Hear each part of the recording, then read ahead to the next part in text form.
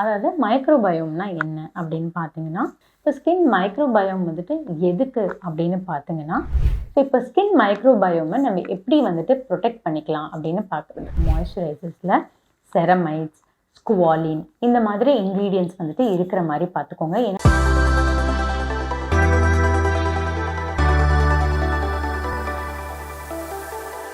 நம்ம எப்படி வந்து கட் மைக்ரோபயோம்ஸ் பற்றி பேசுகிறோமோ, நம்ம ஸ்கின்லேயும் மைக்ரோபயோம்ஸ் இருக்குது. அதாவது மைக்ரோபயோம்னா என்ன அப்படின்னு பார்த்தீங்கன்னா, தோலில் இருக்கிற சில பாக்டீரியா, ஃபங்கை, அப்புறம் மைக்ரோ ஆர்கானிசம்ஸ், அதாவது கிருமிகள்.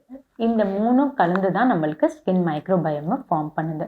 இப்போ ஸ்கின் மைக்ரோபயோம் வந்துட்டு எதுக்கு அப்படின்னு பார்த்தீங்கன்னா, நம்ம ஸ்கின் பேரியர்னு பேசுகிறோம் இல்லையா. உதாரணத்துக்கு இப்போ நம்மளுக்கு ஒரு வீடு இருக்குது, நம்ம வீடை சுற்றி செவுரு இருக்குது. ஸோ நம்ம வீடை ப்ரொடெக்ட் பண்ணிக்கிறதுக்கு தான் செவுரு இருக்கு இல்லையா.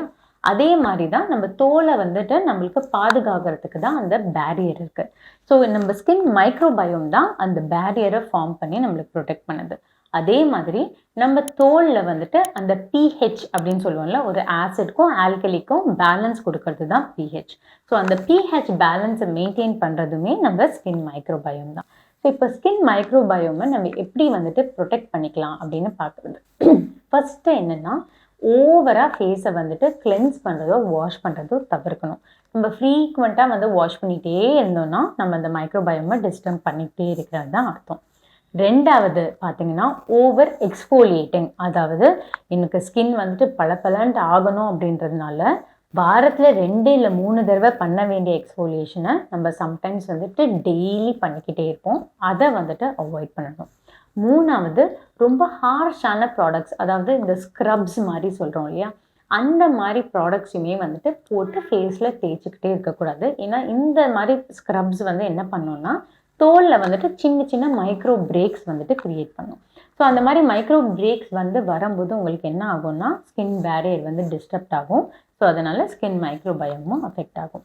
நாலாவது, கண்டிப்பாக நீங்கள் இப்போ யூஸ் பண்ணுற ப்ராடக்ட்ஸ், அதாவது முக்கியமாக உங்கள் மாய்ஸ்சரைசர்ஸில் செரமைட்ஸ், ஸ்குவாலின் இந்த மாதிரி இன்க்ரீடியன்ட்ஸ் வந்துட்டு இருக்கிற மாதிரி பார்த்துக்கோங்க. ஏன்னா இது ஸ்கின் பேரியர் மெயின்டைன் பண்ணுறதுக்கு ரொம்ப உதவும்.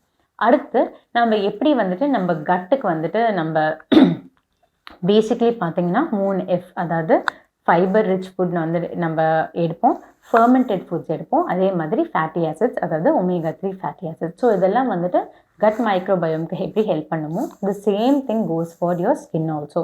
ஸோ அதை வந்துட்டு நீங்கள் மறக்காமல் வந்து ஃபாலோ பண்ணிக்கணும். ஸோ இதெல்லாம் நம்ம பண்ணும்போது கண்டிப்பாக நம்மளோட ஸ்கின் மைக்ரோபயோம் மெயின்டைன் பண்ணி ஸ்கின் வந்துட்டு ரொம்ப ஹெல்த்தியாக சப்ளாக இருக்கும்.